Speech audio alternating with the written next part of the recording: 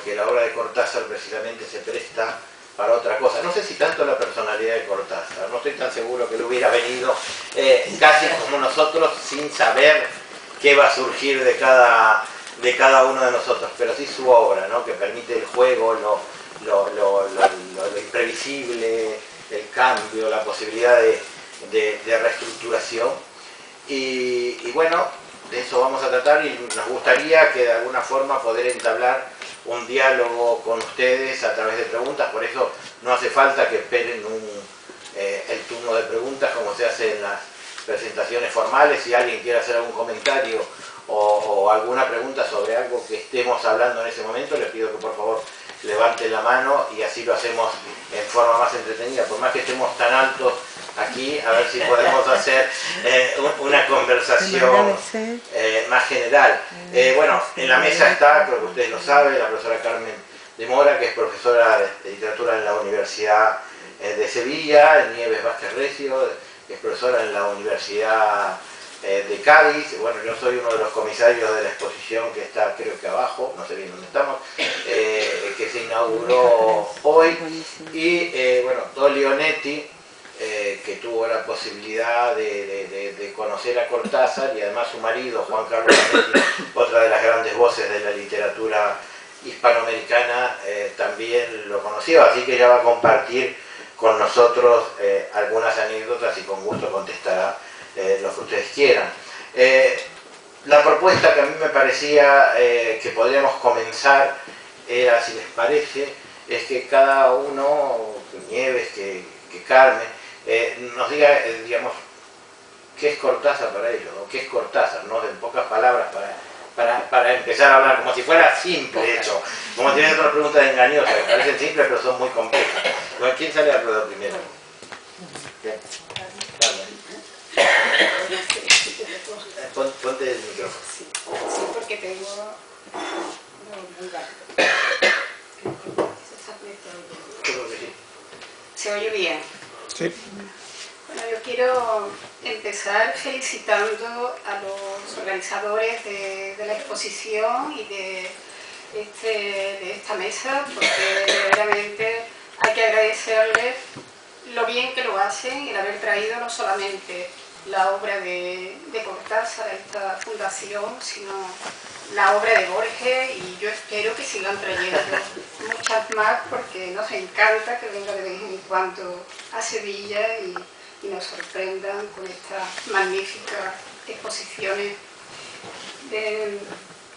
Decir lo que es Cortázar pues, es muy difícil. Yo prefiero explicar mejor cómo me acerqué a él y qué me llamó la atención de su obra, sobre todo de sus cuentos. Me voy a referir en particular a los cuentos porque fue la primera lectura que yo hice de Cortázar. Después de leer sus relatos me acerqué a Rayuela, que fue realmente una novela que me sorprendió muchísimo, me impactó muchísimo, y que me acercó también a otros escritores hispanoamericanos.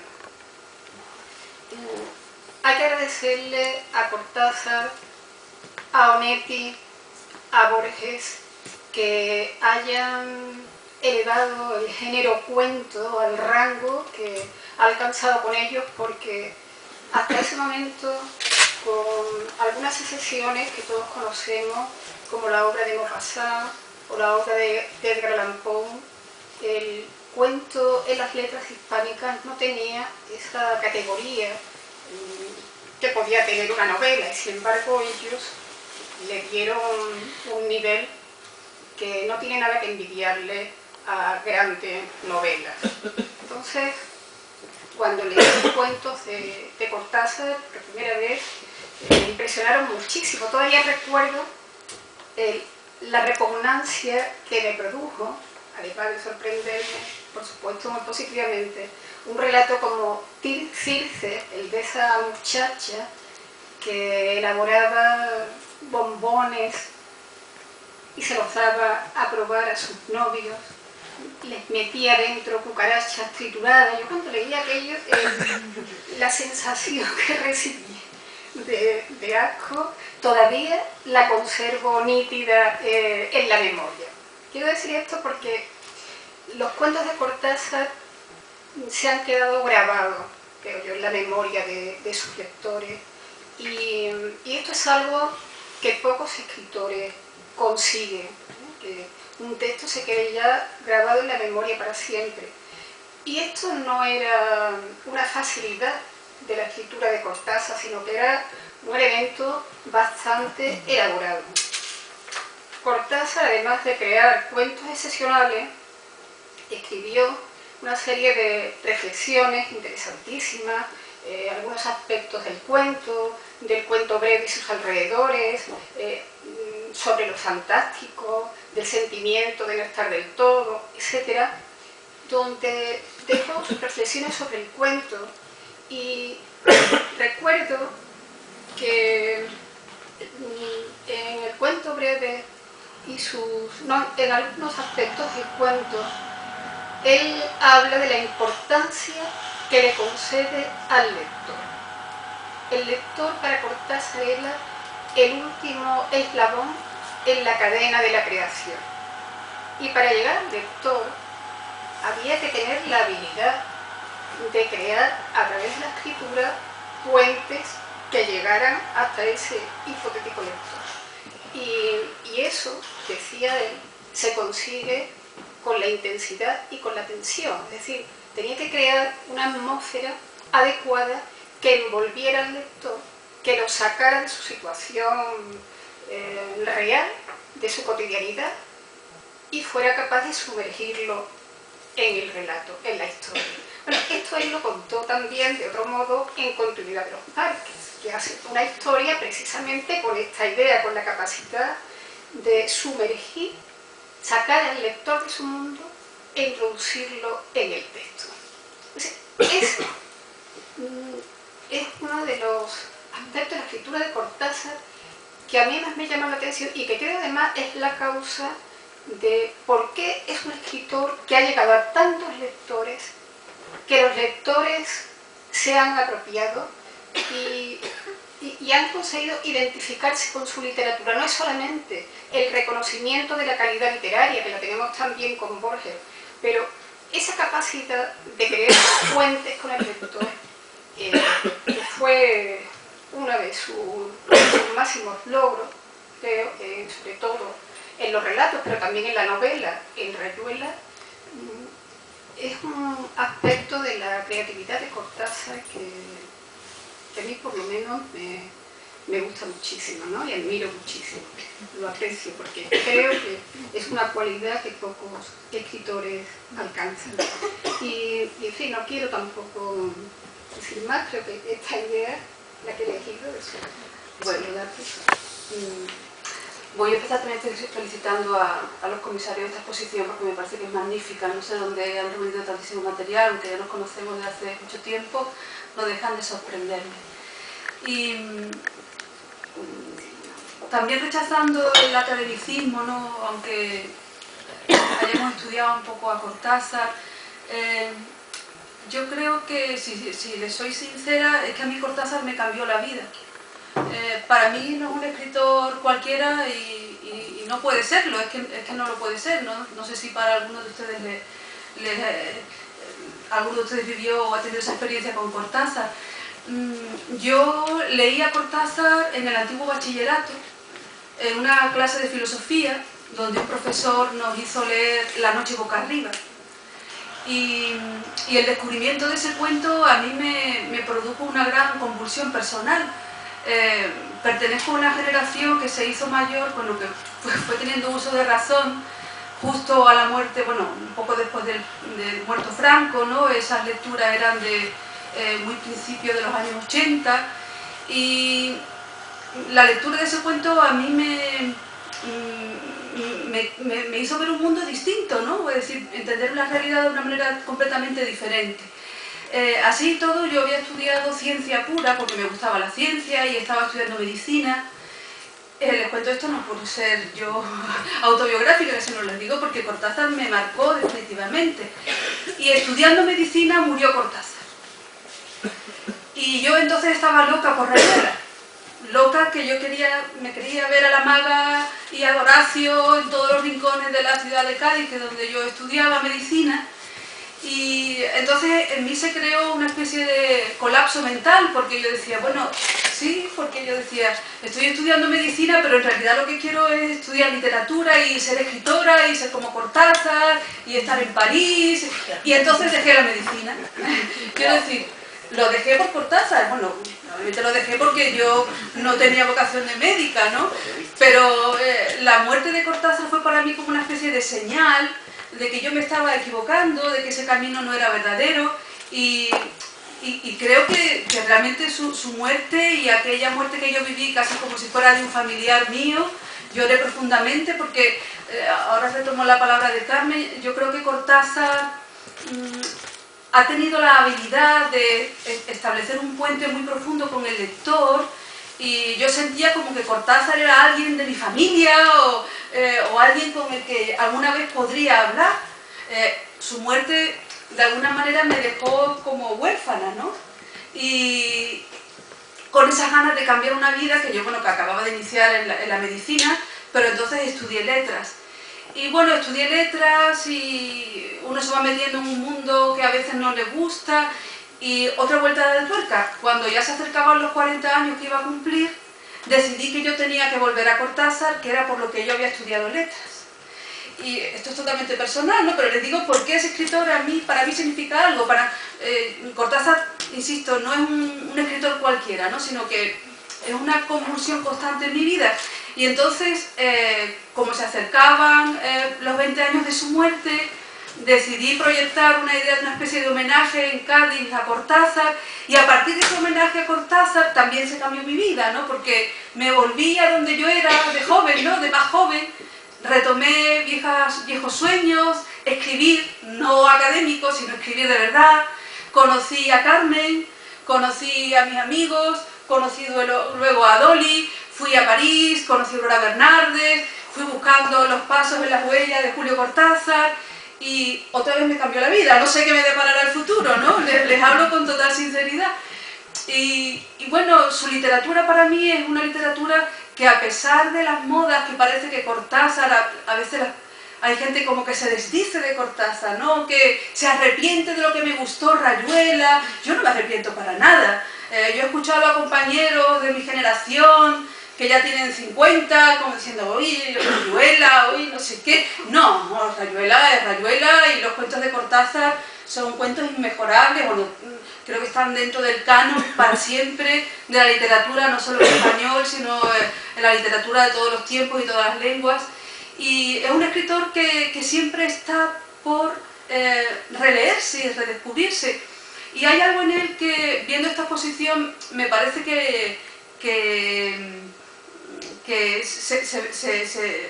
se ilustra claramente, ¿no? Yo creo que en la vida de Cortázar hay algo así como una especie de movimiento de embudo, ¿no? O hacia afuera, desde esos cuentos, él mismo lo decía, ¿no? Ese salir a lo abierto, ¿no? Que también dirán de él, desde esos libros de cuentos hacia un mundo que se abría al mundo de la imagen, del collage, de la música, de lo transversal. Y muchas veces me pregunto, ¿qué sería de Cortázar hoy, ¿no? ¿Qué sería de Cortázar en el mundo en el que hoy los medios digitales, internet funciona? Porque no solo La vuelta al día en 80 mundos, sino sobre todo Último Round, ¿no? Ese libro que tiene 2 pisos, que se puede abrir con muchas combinaciones, esa búsqueda constante de nuevos lenguajes. Me lo pregunto, ¿qué sería de Cortázar ahora, ¿no? ¿Cómo se plantearía él la escritura en el mundo en que vivimos? Me callo, que ahora realmente merece la pena escuchar a Dolly Onetti. Muchas gracias. Bueno, Carmen hablaba del tema de los cuentos. Dolly, me gustaría que contaras, aunque lo hiciste esta mañana, pero el público es distinto, que contaras anécdotas cuando Onetti leyó El perseguidor. Bueno, cuento, Juan se había separado de su mujer, tenía una hija de 3 años, y él sufría muchísimo por esta ausencia. Él leyó El perseguidor, y en El perseguidor la historia es que él ve, la pequeña del protagonista se muere de neumonía en Nueva York. Juan al leerlo se puso como fuera de sí. Era de noche y se fue al baño. Teníamos un botiquín y con el puño cerrado rompió el vidrio, que todavía tiene la cicatriz, de rabia, de dolor, de todo. Luego se lo contó a Cortázar en una carta y él dijo, nunca había tenido una recompensa tan ¿cómo se podría decir?, tan satisfactoria de un lector, porque claro, era muy fuerte la reacción del lector. Bueno, esa es la historia. Un poco decía Nieves recién de que hay gente que un poco se arrepiente de Rayuela. Bueno, hay de hecho algunos críticos que dicen que Rayuela envejeció mal y demás, cosas que indudablemente nosotros no pensamos, pero es indudable que hay una conexión particular de Cortázar con el lector, como decía Carmen, pero también con el lector joven. Es una cosa particular porque de hecho él mismo le llamaba la atención que Rayuela, cuando escribió Rayuela, que realmente en Rayuela son todos, digamos, cuarentones, él era un casi cincuentón, cuando la publicó, y él se sorprendía porque esto conectó, porque el público conectó rápidamente. ¿Ustedes tienen alguna idea de cuál es la clave de esa conexión? La mentalidad de Cortázar, ¿no? Bueno, Cortázar físicamente era un hombre más joven en apariencia de lo que realmente era. Sí. Pero es que lo curioso es que ese físico aparentemente joven correspondía a una mentalidad muy joven y muy abierta, porque ya sabemos que eso de la edad es relativa y que puede haber jóvenes viejos y viejos más jóvenes, ¿no? Aunque no sea lo normal. Y se ha visto en la exposición clarísimamente la diversidad de intereses que tenía Cortázar, la apertura mental, abierto a la música, a la pintura. Nieves también lo ha dicho, ¿no? Y además porque Rayuela es un libro también, es una obra abierta, en el sentido en que lo formuló Umberto Eco un año antes solo de que se publicara Rayuela, y es una obra en la que están recogidas todas las inquietudes de la gente joven y no tan joven de aquella época, de los años 60, porque la obra empieza a escribirse antes, se publica en el 63, pero recoge el espíritu perfectamente de los años 60. La gente tenía preocupaciones existenciales, preocupaciones metafísicas, le gustaba el jazz, les encantaba el jazz, el tango, la diversidad de lenguas, el poliglotismo de la novela, también es otra señal de su apertura y de su facilidad para llegar a gente de distintas culturas. Es una novela sumamente abierta y que además recoge perfectamente el espíritu de una época, que por eso precisamente algunos han dicho que es una novela desfasada, porque Rayuela ha pagado el precio de haber registrado el espíritu de la época, que es lo que debe hacer también una buena novela, ¿no? Un artista que se precie, dar cuenta de su tiempo, de su época. Pero es que entonces toda la literatura se ha quedado anticuada si nos ponemos a buscar las obras literarias desde esa perspectiva. Eso es lo que pienso. Pero no sé. Bueno, claro, es que siempre recuerdo a Jean André que decía que la lectura de Rayuela es un libro que hay que merecerse leer, es decir, que no es una lectura fácil, eso está muy claro, ¿no? Pero sí tiene unas claves que yo creo que coincidían bien, primero con los años 60, con lo que es el convulso mayo del 68 y toda la generación beatnik, que también está ahí de alguna manera representada, el pozo del existencialismo francés, todo eso está ahí, ¿no? La amenaza de la nada, pero claro, son gente de una cierta edad, pero realmente que no tienen una situación de vida estable, es decir, aunque hay un hijo que es Rocamadour, son gente con unas relaciones amorosas, no son familias establecidas, son gente que siempre se están buscando, que se persiguen, el perseguidor constante que se había publicado antes. Entonces, claro, para una persona joven que lee eso, de alguna manera se identifica, ¿no? Porque si tú ves un matrimonio bien establecido, no sé cuántos, no, esas relaciones inestables, esa búsqueda del arte, de la literatura, pues claro, a la gente joven le llamaba la atención y le sigue llamando, aunque lo digo por los estudiantes, ¿no? Aunque hay cosas que cuesta trabajo en Rayuela, ¿no? Eso es inevitable, porque es su tiempo histórico, pero claro, todo es de su tiempo histórico. No es fácil leer La montaña mágica, es decir, no es fácil leer La peste de Camus, hay que merecerse esa lectura, pero ahí hay unas claves que siguen llamando la atención a la gente joven, ¿no? Pero también los cuentos, porque mi experiencia con gente joven leyendo los cuentos de Rayuela, los cuentos de Cortázar, es que también los cuentos tienen un componente, como decía Cortázar, ¿no? También en los ensayos, que dicen: mis cuentos, utilizando las palabras de Neruda, nacen de un largo rechazo. Es un verso de Neruda, porque hay unos componentes que no sabemos por qué en sus cuentos nos llaman a todos, a nuestra psique, ¿no?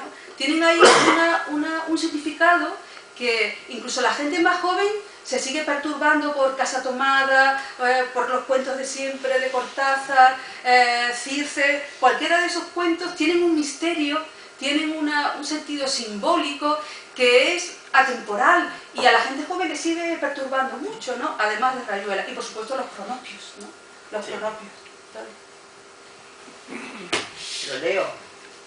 No, sí, bueno, léelo, pues tiene un cronopio ahí, leémoslo. ¿Sí? ¿Sí? Bueno, conservación de los recuerdos. Los famas, para conservar sus recuerdos, proceden a embalsamarlos en la siguiente forma. Luego de fijado el recuerdo con pelos y señales, lo envuelven de pies a cabeza en una sábana negra y lo colocan parado contra la pared de la sala con un cartelito que dice: excursión a Quilmes o Frank Sinatra. Los cronopios, en cambio, esos seres desordenados y tibios, dejan los recuerdos sueltos por la casa, entre alegres gritos, y ellos andan por el medio. Y cuando pasa corriendo uno, lo acarician con suavidad y dicen: no vayas a lastimarte, y también cuidado con los escalones. Es por eso que las casas de los famas son ordenadas y silenciosas, mientras en las de los cronopios hay gran bulla y puertas que golpean. Los vecinos se quejan siempre de los cronopios, y los famas mueven la cabeza comprensivamente y van a ver si las etiquetas están todos en su sitio. Este libro es, a mí me parece que muchas veces es subestimado, ¿no? Porque, digamos, una cierta lectura infantil, de hecho hay textos de ahí que se han hecho cuentos para niños, puede pensarse, no sé qué opinan ustedes, que es un libro para adolescentes o para jóvenes, pero yo creo que eso tiene muchos otros libros de Cortázar, que puede dar esa falsa visión por la frescura o la casi ingenuidad, y realmente hay mucho más atrás. No sé si ustedes están de acuerdo con eso. Bueno, este libro fue muy mal acogido en Argentina. O sea, en Buenos Aires fue mal recibido, pensaban que era un libro infantil, que no tenía mucho interés literario, y eso a Cortázar le fastidió muchísimo. Está registrado en las cartas a los Jonquier, bueno, a su amigo, sobre todo a Eduardo Jonquier, y él decía que no se había comprendido verdaderamente el contenido de esas historias, que esas historias querían decir muchísimo más. Entonces, a raíz de esa lectura, que en fin, a mí el libro, lectura personal, me pareció en aquel momento que estaba muy en la línea de Cortázar, de rebelarse contra ciertos hábitos mentales, ¿no? Que están representados por los famas y se curan por las esperanzas. Y aparte están los cronopios, que son, él era un cronopio, ¿no? Los que se dedican a destrozar, a atacar esos hábitos mentales que nos impiden apreciar la realidad de otra manera, como nos la empaña los hábitos, ¿no? Pero yo pensé, después de leer las cartas a los Jonquier, que quizá él se metía con algunos personajes públicos argentinos, sobre todo del sitio donde él trabajaba, en la institución del libro, y me da la impresión de que con estos personajes él estaba atacando a ciertas personas y ciertas actitudes que había vivido en Buenos Aires y que le habían dejado un recuerdo bastante negativo. Es una impresión personal que saqué de las cartas, pero no sé si... yo creo que los cronopios vuelve a ser el Cortázar, aparte de que haya claves que a lo mejor se nos escapan, ¿no? Es el Cortázar para el que el juego es un elemento esencial, ¿no? El juego es una cosa muy seria, en el fondo, claro, para él, ¿no? Donde en realidad se está dirimiendo una cosa que es a vida o muerte. Si el juego en su risa es un elemento muy revolucionario, que quiere mostrarnos otra realidad y un elemento corrosivo, y los cronopios son el juego, ¿no? Es darle la vuelta otra vez a la gran costumbre, provocarnos la risa, pero debajo de esa risa hay toda una carga de profundidad enorme, ¿no? Claro, si nos quedamos en el nivel de los muñequitos que no sé qué, estamos con los niños, pero los niños son también muy listos, ¿no? A veces los niños son capaces de percibir cosas que los mayores... Obvio. Los miedos, los terrores, ¿no? Esas cosas que los cronopios también tienen, ¿no? Y además, en cierta manera, también es una cosa que está tan de moda ahora, los microrelatos. Claro. Uno de los primeros libros en lengua castellana que aborda esto. El tema de la ruptura de género es porque, digamos, la exposición la dedicamos por los años de la vuelta al día, y no sé qué piensan ustedes, pero a mí me parece que esos libros son de una modernidad descomunal, ¿no? Y el hecho, ahora que digamos todo el mundo interactivo, la posibilidad de último round que se ha reeditado hace poco con el formato, digamos, original, ¿no? Pues después se separaron de los volúmenes, después realmente implica la posibilidad con medios de papel, o sea, sin miras de un mundo virtual. Estamos hablando de 50 años, implica la posibilidad de que el lector reformule también el libro, ¿no? Y además hay poemas, hay cuentos, hay historias, hay crítica musical. Y tal vez un poco que se tocó, es tradicional en cada charla sobre Cortázar que aparecen los lectores de los cuentos y los lectores de las novelas, o los que les gustan los cuentos y los que les gustan las novelas. ¿Por qué creen que se da esto? O sea, hay características muy diferentes en la obra de Cortázar, en la obra corta, para decirlo de alguna manera, o cuentística, y las novelas. ¿Por qué de alguna manera conectan con distintos? ¿O cree que alguna mantiene más actualidad que otra? Un poco, a ver. Y no es fácil la pregunta, yo, si fuera fácil no tendría gracia. Un examen, Claudio. El proyecto literario de Cortázar es un único proyecto literario. Lo que ocurre es que ese proyecto se diversifica, no estamos hablando ahora de cuento y novela, se diversifica en esas dos vertientes. Pero claro, los cuentos son más legibles. Hay obras de Cortázar que son muy poco legibles. Por ejemplo, 62 modelo para el mar, que está basada en el capítulo 62 de Rayuela. Es una novela de una complejidad, de una dificultad, que cualquier lector que no sea especialista no se puede adentrar en ella. Por eso también cambió de registro el libro de Manuel, otra novela posterior a Rayuela, y el 62 modelo para el mar. Primero porque Cortázar siempre arrastró la mala conciencia de la falta de compromiso, siendo un escritor latinoamericano. En los primeros años él no practicó el compromiso literario. Él experimenta una transformación en Francia a partir de finales de los años 50, bueno, primero con la guerra de liberación de Argelia, que la vivió en Francia, mayo del 78, la visita a Cuba, y el contacto con la revolución cubana. Todo eso lo transforma y también le hace adquirir una mala conciencia sobre la literatura previa, incluso en Rayuela, porque hasta ese momento él se mueve en un terreno exclusivamente individualista. O sea, le preocupa el ser humano le preocupa, el hombre, su ser y estar en el mundo, pero no el compromiso literario que tiene que tener un escritor latinoamericano. Bueno, yo he leído textos que después se han publicado, sus clases sobre el cuento en Berkeley, por ejemplo, y él lo decía, ¿no? Que en realidad, cuando él llegó a París, igual que otros escritores latinoamericanos que fueron a París, eran mentes colonizadas por la excesiva admiración de Europa, y después allí se redescubre a sí mismo como latinoamericano. Y entonces Candy se ve casi obligado a hacer una novela como Libro de Manuel, que no tuvo ni muchísimo menos el éxito de Rayuela, pero que demuestra esa transformación de Cortázar. Él quería escribir una Rayuela, pero una Rayuela comprometida, y escribe el Libro de Manuel. O sea, yo creo que él arrastró un conflicto consigo mismo en ese terreno de haber conocido de cerca, a través de numerosos escritores,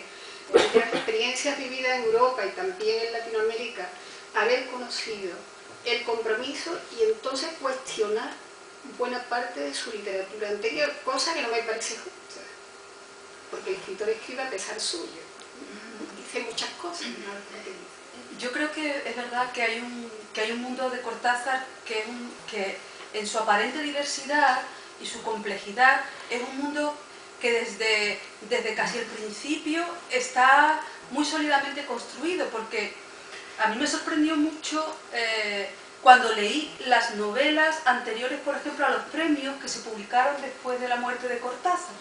Una novela como El examen es una novela muy rara, pero realmente es como una pequeña Rayuela, porque incluso hay también muchachos jóvenes que se autocritican por estar siempre leyendo literatura. Entonces yo creo que desde el primer Cortázar, que Carmen también ha estudiado, también una novela como Divertimento, que es una novela muy rara, yo creo que ya desde el primer Cortázar hay como una especie de Dr. Jekyll y Mr. Hyde. No es que Rayuela esté después, sino Rayuela ya está también antes. Lo que pasa que para Cortázar, Cortázar está muy marcado por la figura de Edgar Allan Poe, y entonces su idea de la construcción del relato, que es la idea con la que él empieza a escribir, esa idea del efecto único, ¿no? De que el relato tiene que ir desde el principio a un final. Entonces yo creo que él, cuando empieza a escribir públicamente, sus cuentos están claramente marcados por esa estética, pero él ya tiene la otra estética en su cabeza. Cuando él escribe, yo creo, más libremente, está escribiendo cosas en El examen o en Divertimento que luego llevarán a los premios, que luego llevará a Rayuela, y son esos dos formatos con el que él, yo creo que convivió de alguna manera siempre. Mucho más perfeccionista en los cuentos, mucho más libre en el territorio que, como decía Cervantes en El Quijote, ¿no? La novela es el territorio de la divagación, ¿no?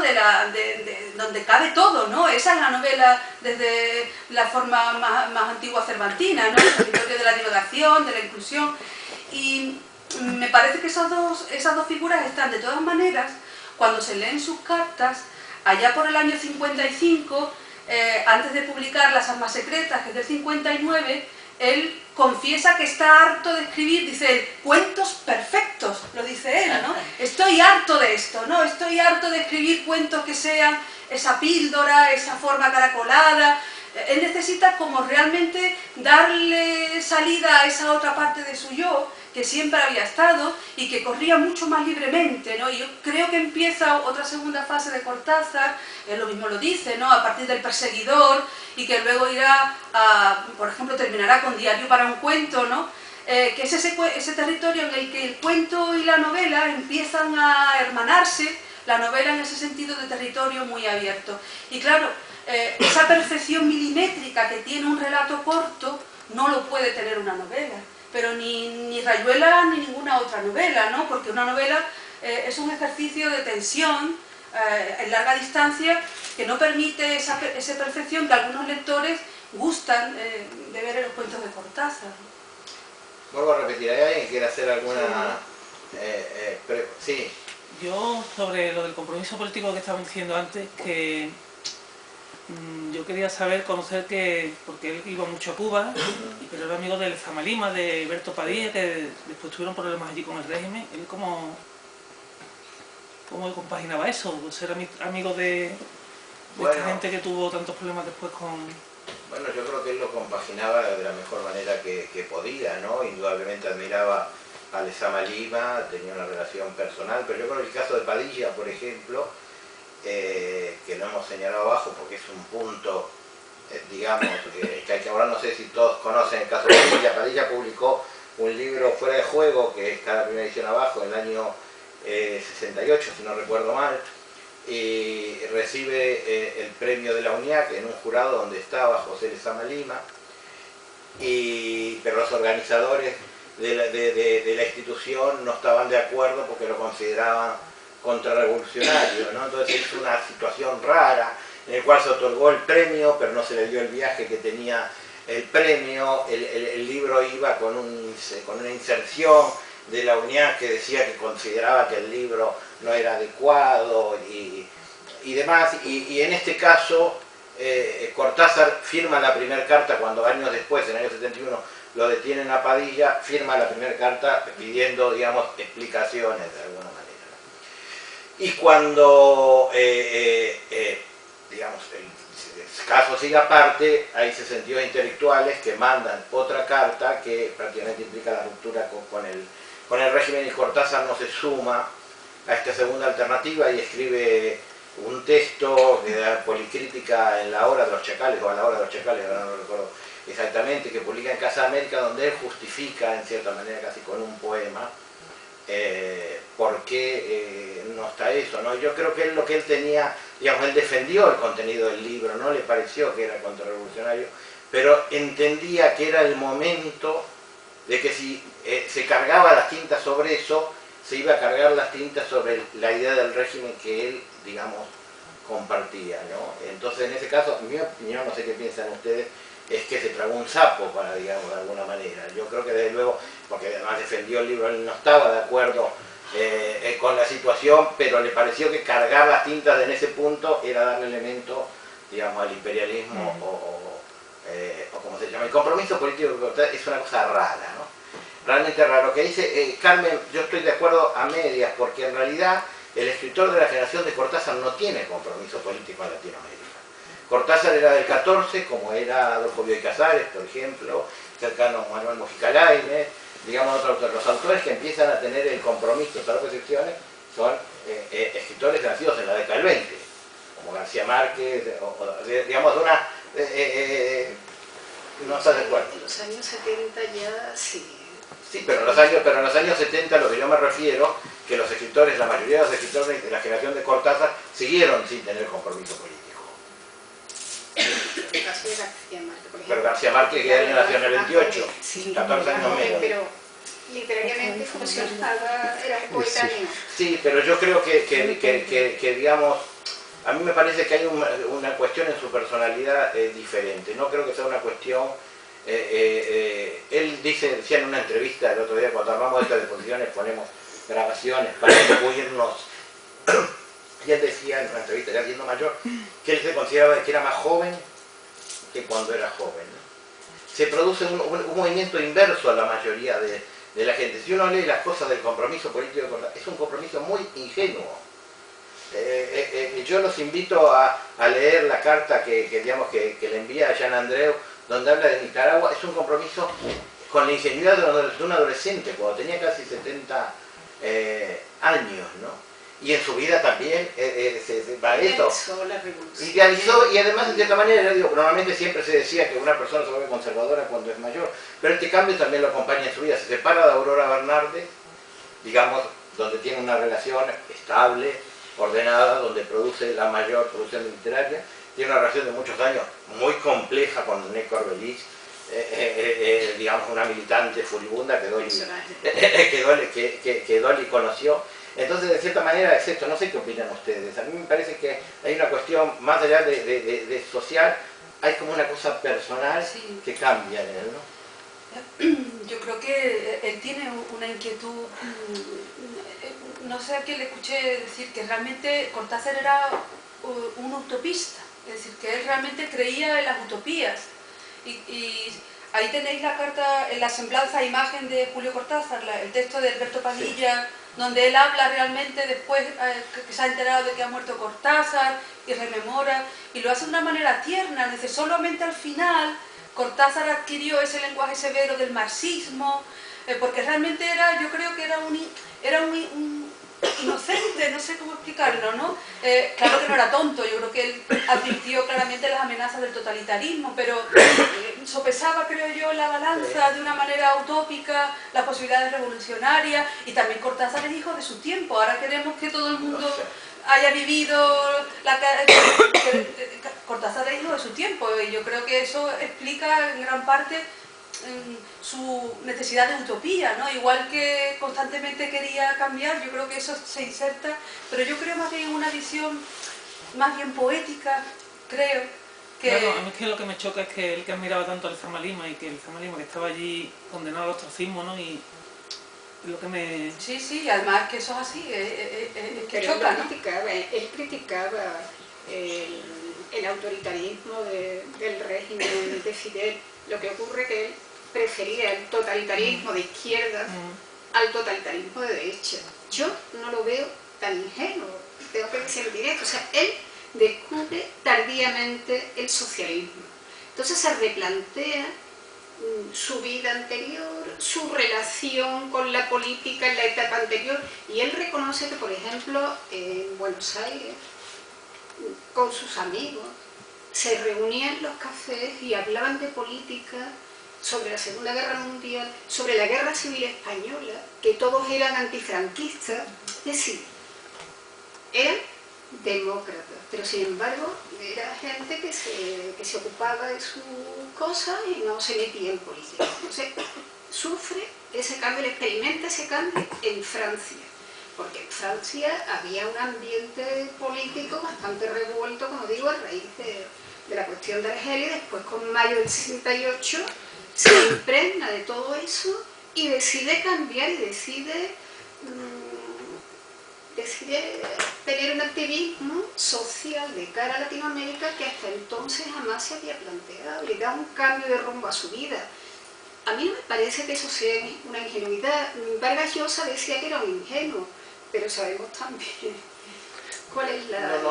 Yo no digo ingenuo en un sentido negativo, yo digo que el compromiso político, digamos, la visión de la realidad política de él aparece, a mi modo de ver, como ingenua para una persona de su edad, que normalmente uno guarda más decepciones y más cosas. Él mantiene la frescura. Quizás ahora que somos más escépticos, ¿no?, con las revoluciones, pero en aquellos años todavía había por lo menos una esperanza de que las revoluciones se pudieran... De hecho, él lo dice en una entrevista que los años que estaba en Buenos Aires, cuando el tema de, como tú decías, de la guerra civil, de la Segunda Guerra Mundial, eran esas conversaciones de café desde afuera, ¿no? Donde Exacto. se comentaba lo que pasaba, pero eso pasaba del otro lado del mundo y no nos tocaba.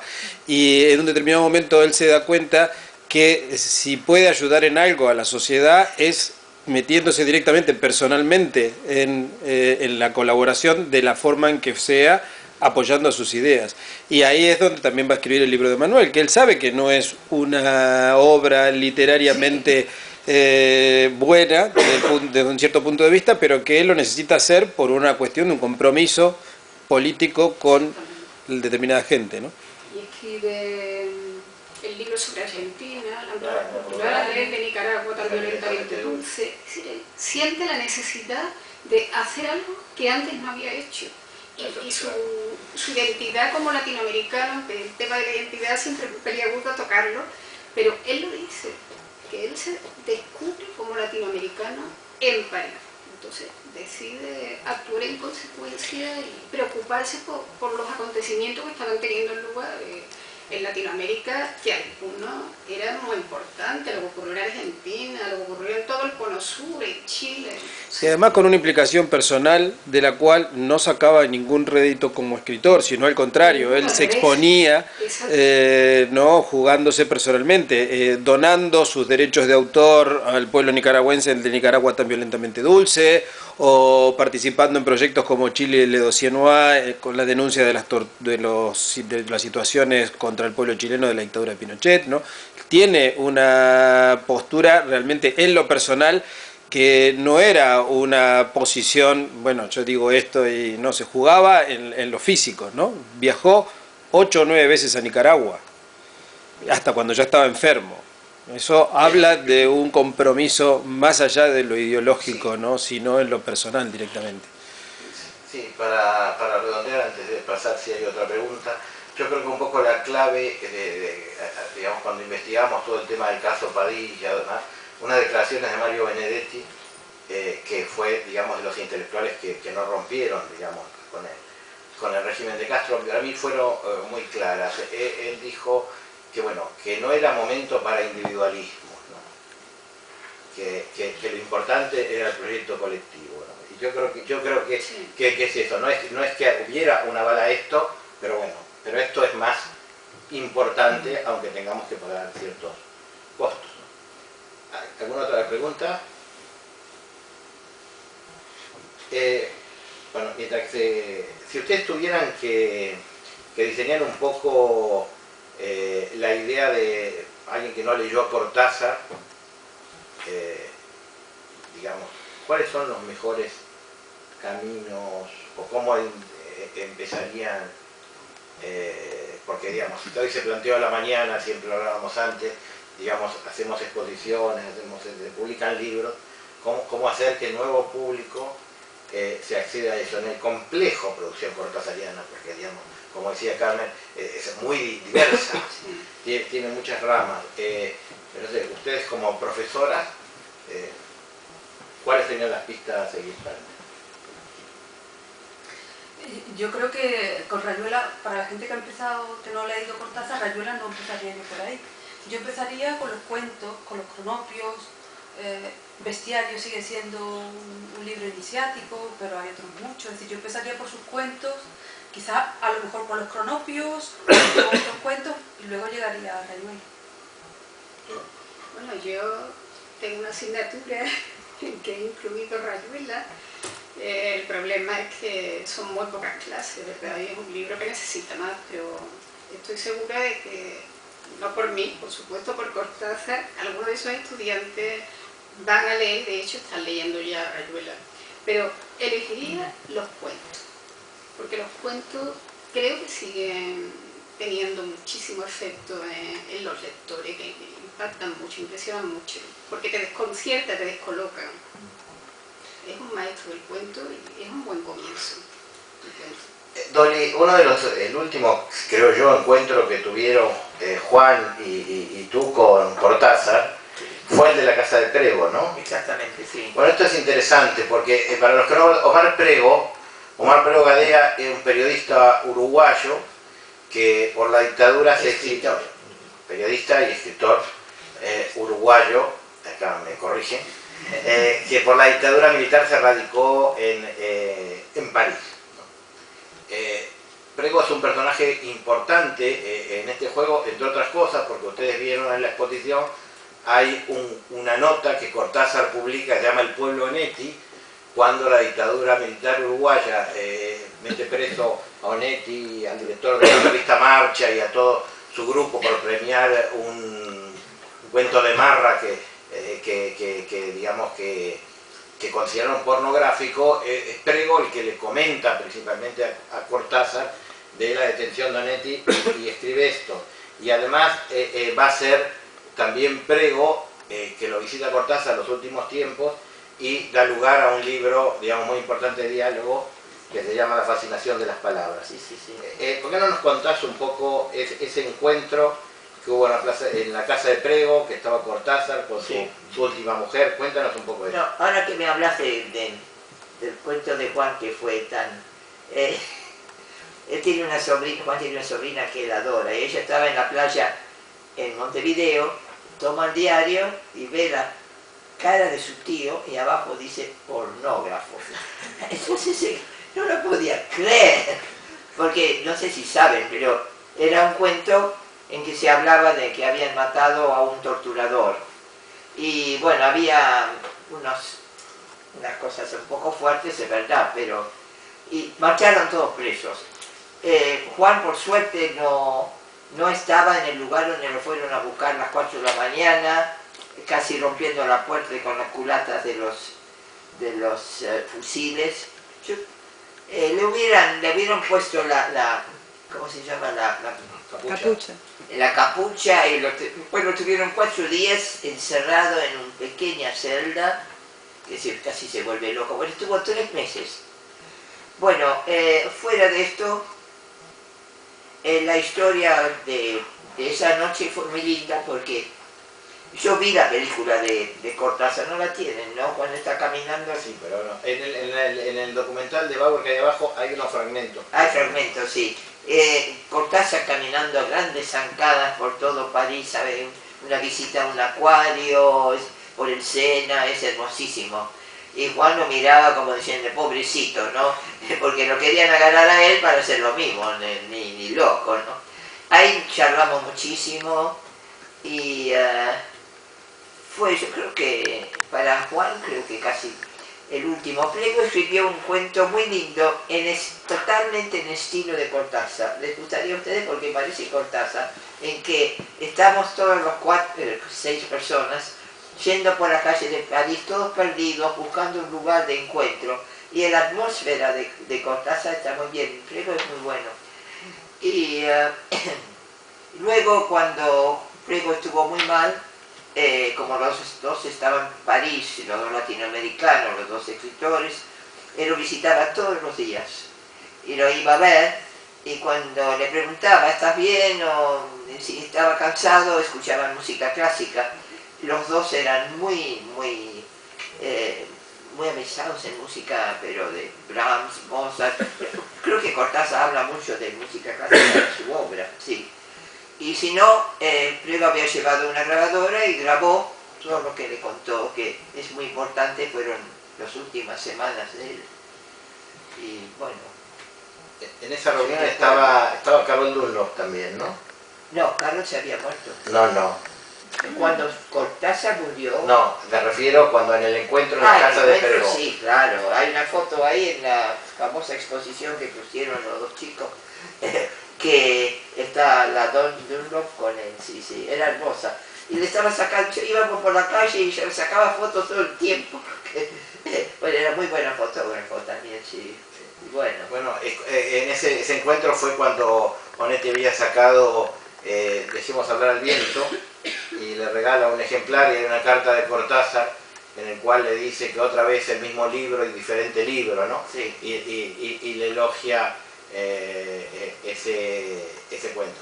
Como decía, esas charlas que dice ella, está el libro abajo, es La fascinación de las palabras, el libro que reúne las charlas de Omar Prevo y Cortázar, que son de las últimas, ¿no? Que de hecho Cortázar no vio publicado el libro. No sé yo si alguien quiere hacer una pregunta, si alguno quiere de la mesa, pero sí. Yo otra vez, perdone. No pasa nada. Que, ¿saben si tuvo amistad con el otro Julio, con el peruano, Julio Ramón Ribeiro, Julio Cortázar, ya que los 2 vivían en París? Yo no lo sé. No tengo ningún dato de que hayan tenido amistad, sinceramente. Nunca tuve referencias a veces y no hemos encontrado tampoco testimonios de la amistad. No se conocían, sí, seguro en París se conocía todo el mundo. Es verdad que, digamos, hoy decía en la exposición que Cortázar mantuvo, cosa que a los argentinos les molestó mucho, ¿no? Porque, digamos, Cortázar opinaba sobre Argentina y gente como Ernesto Sábato se enfadaba mucho. Para Cortázar es fácil hablar de su escritorio en París, pero Cortázar estaba, digamos, más en Argentina que realmente que sí estaba. Y la verdad que el otro día estábamos hablando con Raúl, si uno ve el entorno de Cortázar, el 90% de los amigos de Cortázar son argentinos. Sí.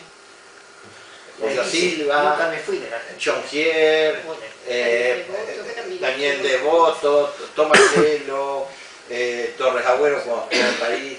Seguramente se han conocido en algunas reuniones, pues, por ejemplo en el archivo tenemos fotografías entre otros con Severo Sarduy, y no es un autor que Cortázar mencione o haya correspondencia con él, pero hay una foto de están juntos.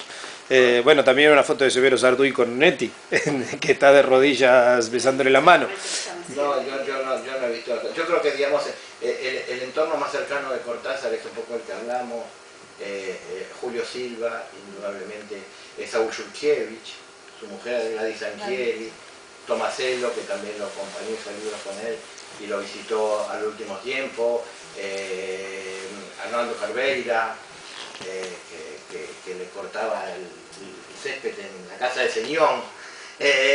Pero con los escritores del Boom, además, Cortázar tenía una relación desde antes de que ellos fueran famosos, ¿no? Por ejemplo, Aurora contaba que una vez recibieron en París, antes de la publicación de 100 años de soledad, una copia del texto que se le habían mandado Gabriel García Márquez, ¿no? Y que entonces Julio la empezó a leer y la llamó a ella, se sentaron frente a frente, se iban pasando las páginas y estuvieron toda la noche leyendo la novela hasta que no terminaron y no pudieron parar de leer, ¿no? La anécdota de cuando Carlos Fuentes va y le toca el timbre y aparece el señor alto y le pregunta por si no está Cortázar. Se conocían desde antes de que todos fueran, porque ahora nos parece que son todos los grandes de la literatura, y lo son, pero en el momento que ellos se conocieron, Carlos Fuentes era Carlos, Gabo era Gabo. ¿Algún otro? Yo quiero que opinen algo sobre la poesía, porque como siempre la dejan de lado a la poesía de Cortázar. Tenía que estar Daniel Meso. Falta Daniel Meso. Lo llamamos por teléfono para que opine. Claro. A mí me parece que Cortázar siempre se sintió poeta, aunque frustradamente poeta, pero su prosa es poética. Aparte de que hablemos de su poesía reunida salvo el crepúsculo, entre otras cosas, a mí me parece que su poesía es una poesía donde realmente Cortázar se desnuda a sí mismo más que en otros textos. Pero creo que también su prosa es poética, es decir, no es un escritor que se haya podido desligar de esos principios poéticos que probablemente fueron sus primeros pasos en la literatura, ¿no? No sé. Yo la poesía no la conozco bien, he leído poemas suyos, pero no como para tener una opinión. A mí me gusta más como prosista, desde luego.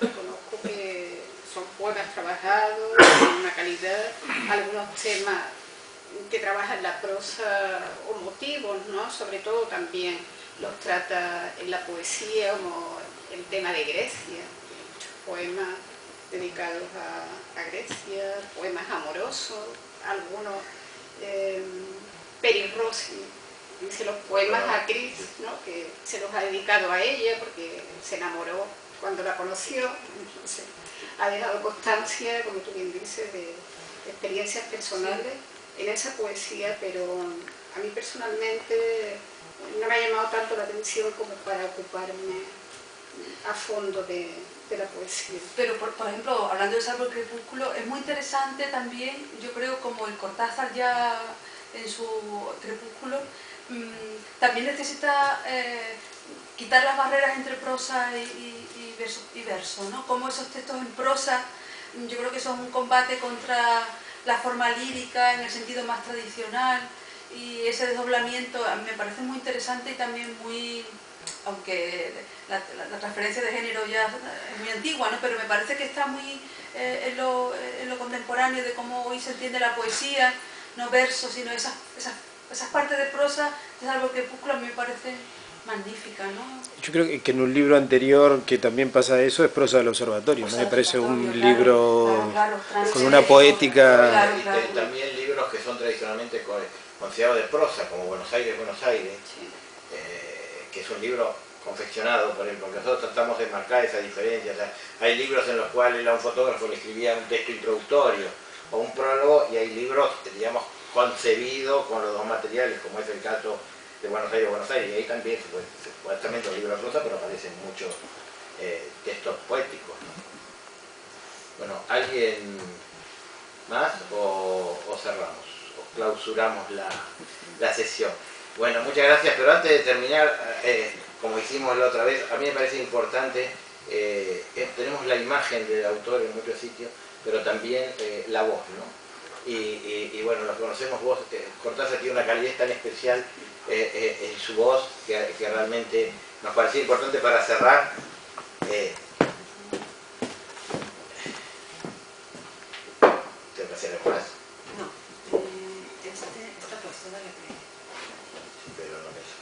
Dale y espera porque no. ¿Ves? A ver el asesoramiento técnico. Y como esto se acaba, voy a ser muy breve en la despedida y solo contaré esta diminuta historia. Un cronopio pequeñito buscaba la llave de la puerta de calle en la mesa de luz. La mesa de luz en el dormitorio en la casa en la calle. Aquí se detenía el cronopio, pues para salir a la calle precisaba la llave de la puerta. Bueno, muchas gracias.